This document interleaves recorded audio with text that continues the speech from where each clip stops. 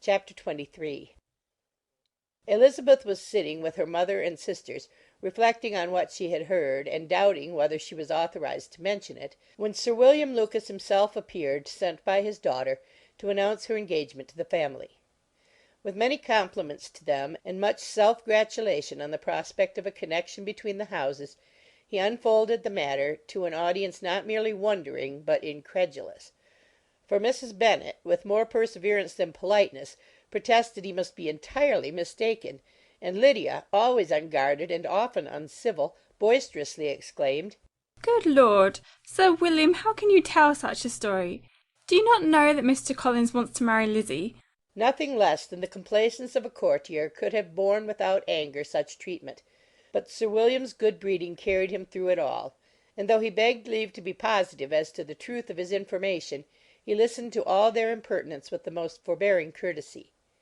Elizabeth, feeling it incumbent on her to relieve him from so unpleasant a situation, now put herself forward to confirm his account, by mentioning her prior knowledge of it from Charlotte herself, and endeavoured to put a stop to the exclamations of her mother and sisters by the earnestness of her congratulations to Sir William, in which she was readily joined by Jane, and by making a variety of remarks on the happiness that might be expected from the match, the excellent character of Mr. Collins, and the convenient distance of Hunsford from London.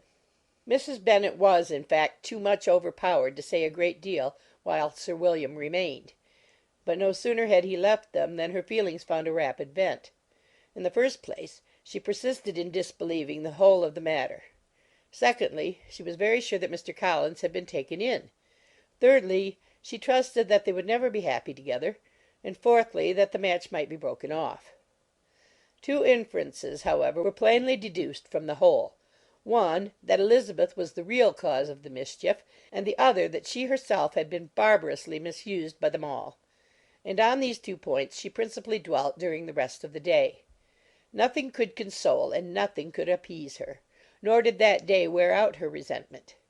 A week elapsed before she could see Elizabeth without scolding her; a month passed away before she could speak to Sir William or Lady Lucas without being rude; and many months were gone before she could at all forgive their daughter. Mr. Bennet's emotions were much more tranquil on the occasion, and such as he did experience he pronounced to be of a most agreeable sort, for it gratified him, he said, to discover that Charlotte Lucas, whom he had been used to think tolerably sensible, was as foolish as his wife, and more foolish than his daughter. Jane confessed herself a little surprised at the match, but she said less of her astonishment than of her earnest desire for their happiness; nor could Elizabeth persuade her to consider it as improbable.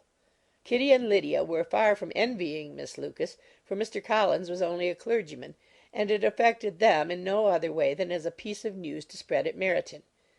Lady Lucas could not be insensible of triumph on being able to retort on Mrs. Bennet the comfort of having a daughter well married; and she called at Longbourn rather oftener than usual to say how happy she was, though Mrs. Bennet's sour looks and ill-natured remarks might have been enough to drive happiness away.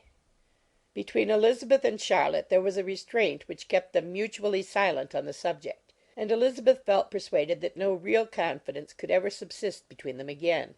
Her disappointment in Charlotte made her turn with fonder regard to her sister, of whose rectitude and delicacy she was sure her opinion could never be shaken, and for whose happiness she grew daily more anxious, as Bingley had now been gone a week, and nothing more was heard of his return.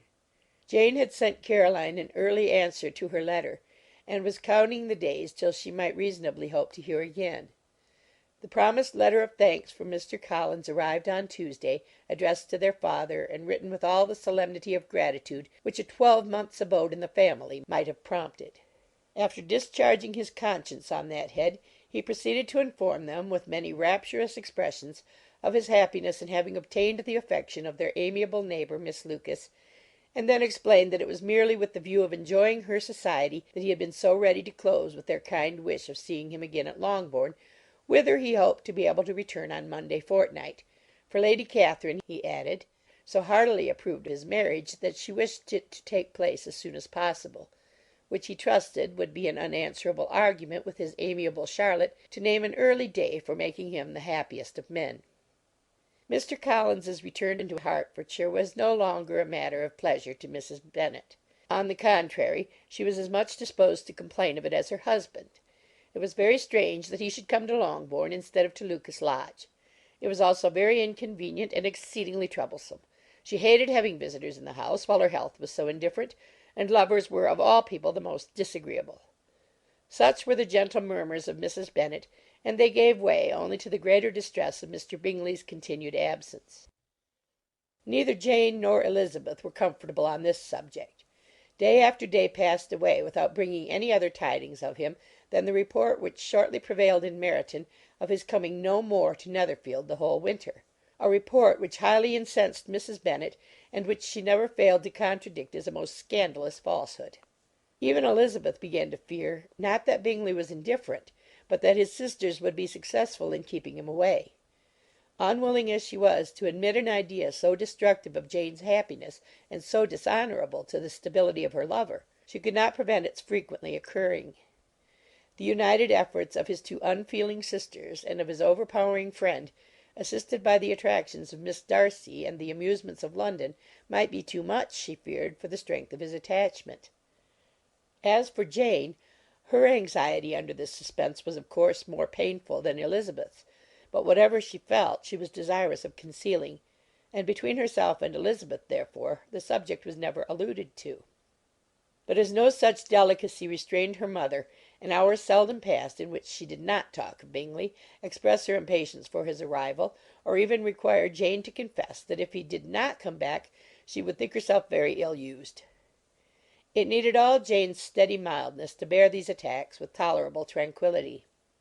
Mr. Collins returned most punctually on Monday fortnight, but his reception at Longbourn was not quite so gracious as it had been on his first introduction. He was too happy, however, to need much attention, and luckily for the others the business of love-making relieved them from a great deal of his company. The chief of every day was spent by him at Lucas Lodge, and he sometimes returned to Longbourn only in time to make an apology for his absence before the family went to bed. Mrs. Bennet was really in a most pitiable state. The very mention of anything concerning the match threw her into an agony of ill-humour, and wherever she went she was sure of hearing it talked of. The sight of Miss Lucas was odious to her.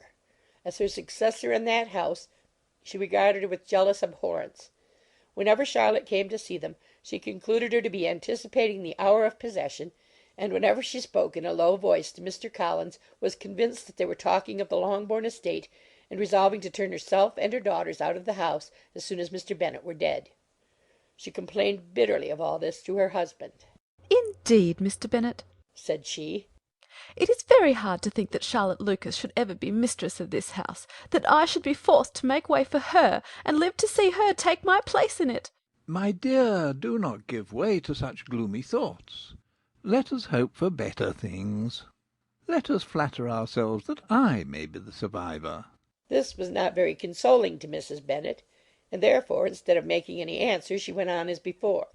"I cannot bear to think that they should have all this estate. If it was not for the entail, I should not mind it." What should you not mind? "I should not mind anything at all." Let us be thankful that you are preserved from a state of such insensibility.